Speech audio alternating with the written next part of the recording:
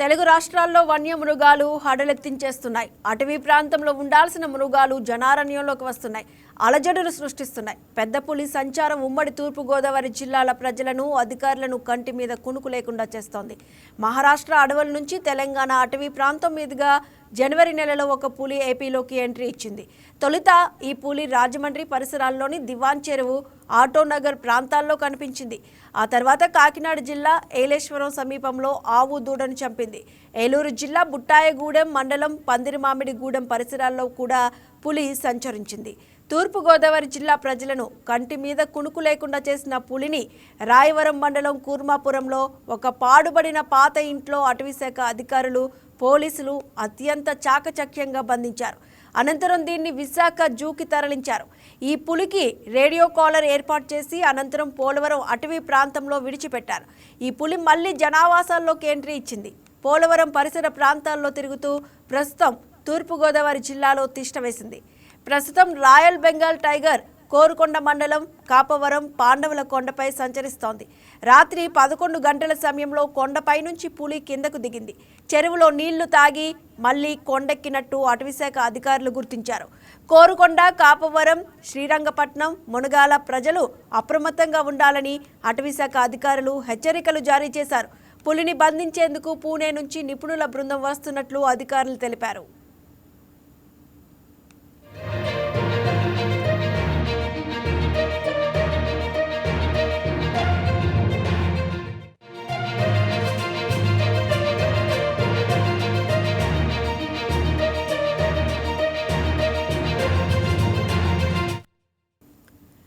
తూర్పుగోదావరి జిల్లాలో పులి సంచారం ఇలా ఉంటే ఉమ్మడి చిత్తూరు జిల్లా వాసులను ఏనుగులు బెంబేలెత్తిస్తున్నాయి. తిరుపతి జిల్లా చంద్రగిరి పరిధిలో గజరాజుల సంచారం భయానకంగా మారింది. గత నెల రోజులుగా గ్రామాలు వణికిపోతుండగా రైతులు తీవ్ర ఆందోళనలో ఉన్నారు. రాత్రి వేళల్లో గ్రామాలపై దాడి చేస్తున్న ఏనుగుల గుంపులు పంటలను నాశనం చేస్తూ అన్నదాతలను కన్నీరు మున్నీరుగా మారుస్తున్నాయి. చేతికొచ్చిన పంట నోటికి అందకుండా పోవడంతో రైతులు తీవ్ర ఆవేదన వ్యక్తం చేస్తున్నారు.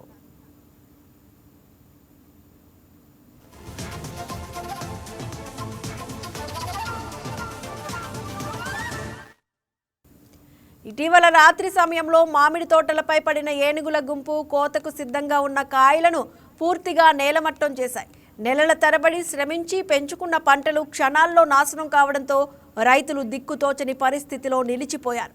పంటలతో పాటు సాగునీటి వ్యవస్థలపైన గజరాజులు పంజా విసురుతున్నాయి. కూచివారిపల్లిలో రైతు సురేంద్ర నాయుడు బోరుబావిని ఏనుగులు ధ్వంసం చేయడంతో పరిస్థితి మరింత విషమించింది.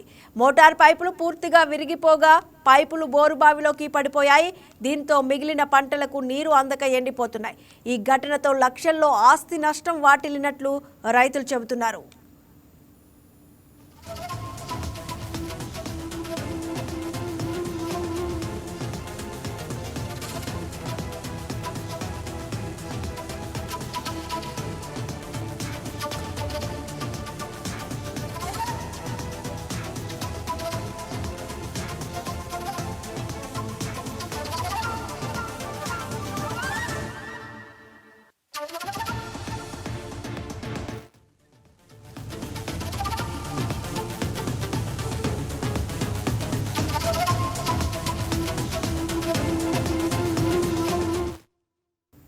మరోవైపు తెలంగాణలోనూ వన్యమృగాలు హల్చల్ చేస్తున్నాయి. నిజామాబాద్, కామారెడ్డి జిల్లాల మధ్య పెద్ద పులి సంచారం కలకలం రేపుతోంది.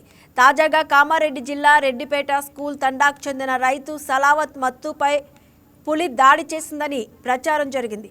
అడవికి కట్టెల కోసం వెళ్లిన సమయంలో ఘటన జరిగింది. అయితే ఎలుగుబంటి దాడి చేసినట్లు తర్వాత నిర్ధారణ అయింది. మరోవైపు జిల్లాలో పులుల దాడులు కూడా కలవరానికి గురి చేస్తున్నాయి. కొన్ని నెలల క్రితం 2 లేగదూడలు, 2 మేకలు మృత్యువాత పడ్డాయి. రామారెడ్డి మండలం స్కూల్ తండాలో పెద్ద పులి దాడిలో ఆవు మృతి చెందింది. ఇసన్నపల్లి శివారులో మేకల మందపై చిరుత పులి దాడి చేసి 2 మేకలను ఎత్తికెళ్లిన ఘటన చోటు చేసుకుంది. మొత్తంగా తెలుగు రాష్ట్రాల్లో వన్యప్రాణుల సంచారంతో ప్రజలు వణికిపోతున్నారు. అటాక్ అందరూ కూడా పెద్ద పులి అని అనుకోవడం జరుగుతుంది, అస్యూమ్ చేసుకుంటున్నారు. బట్ ఆ అటాక్ ప్యాటర్న్ చూస్తే మాత్రం it is a sloth bear attack.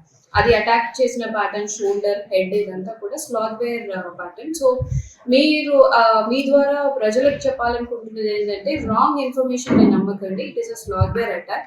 And ఆ ఇన్సిడెంట్ జరిగిన వెంటనే ఫారెస్ట్ డిపార్ట్మెంట్ అలర్ట్ అయిపోయి ఫీల్డ్ కూడా వెళ్ళారు. ప్రిలిమినరీ ఫీల్డ్ ఇన్వెస్టిగేషన్ తర్వాత మనకి ఖచ్చితమైన ఆధారాలతోటి will release a press note. And ఈ లోపు ఎవరికైతే ఈ ఇన్సిడెంట్ జరిగిందో వాళ్ళది కూడా ప్రతి క్షణం మనం వాళ్ళ హెల్త్ స్టేటస్ అప్డేట్ తీసుకుంటున్నాము. ప్రస్తుతానికి గాంధీ హాస్పిటల్ హైదరాబాద్ కి పంపించడం జరిగింది. అండ్ ఇమీడియట్ గా వాళ్ళ కంపెన్సేషన్ కూడా ఫారెస్ట్ డిపార్ట్మెంట్ తరఫున ఇమీడియట్ గా మూవ్ చేస్తాము. అండ్ ప్రజలకి అందరికీ కూడా అప్రమత్తంగా ఉండాలి. ఎటువంటి వైల్డ్ యానిమల్ మీ దృష్టికి వచ్చినా కూడా ఫారెస్ట్ డిపార్ట్మెంట్ కి ఇమీడియట్ గా ఇన్ఫార్మ్ చేయండి. తెల్లవారుజాములో సాయంత్రం 4 తర్వాత ఫారెస్ట్ లోకి సంచరించకండి. ఒకటండి, ఎవరైతే ప్రత్యక్ష సాక్షులు ఉన్నారో వాళ్ళని కూడా వాళ్ళ స్టేట్మెంట్స్ కూడా తీసుకుంటున్నాము. ఎవరు చూశారు, వాటి గుర్తులేంటి, అవన్నీ కూడా మనకి ప్రిలిమినరీ ఇన్వెస్టిగేషన్ లో తెలుస్తాయి. సో వన్స్ అదంతా వచ్చిన తర్వాత మీకు ఇంకా ఎక్కువ వివరాలు ఇవ్వడానికి ఉంటుంది. మనకి కంపార్ట్మెంట్ 5-40లో we have clear evidences, pug marks అవన్నీ కూడా మనకి దొరికాయి. సో డెఫినెట్ గా టైగర్ మూవ్మెంట్ మన దగ్గర 1 వీక్ బ్యాక్ ఉంది. టైగర్ మూవ్మెంట్ ఉన్న ఒకే ఒక రీజన్ కి ఈ అటాక్ ని టైగర్ అటాక్ చేసింది అని ప్రజలు నమ్ముతున్నారు. సో ఎవరైతే మనకి ఫీల్డ్ లో కూడా చాలా ఇండైరెక్ట్ ఎవిడెన్సెస్ ద్వారా మనం కన్ఫర్మ్ చేయొచ్చు. సో ఆల్రెడీ టీమ్ ఫీల్డ్ లో ఉన్నారు. వచ్చిన తర్వాత మనకి క్లియర్ ఇన్ఫర్మేషన్ వస్తుంది. టైగర్ వచ్చింది, 2 టైగర్ వచ్చింది, దాడి చేసింది దాని అదే రాజుగాడికి. టైగర్ దాడి చేసినాకనే ఒకసారి ఎవరగానే మేము ఇద్దరం పోయినాం. ఏమైంది అంటే 2 మా మీదకి ఎక్కినాం. మేము కూడా ఇక జమాయించాము. రౌత్ ఎక్కిన తర్వాత పారిపోయింది. టైగర్ మీకు కనపడ్డదా? కనబడ్డది.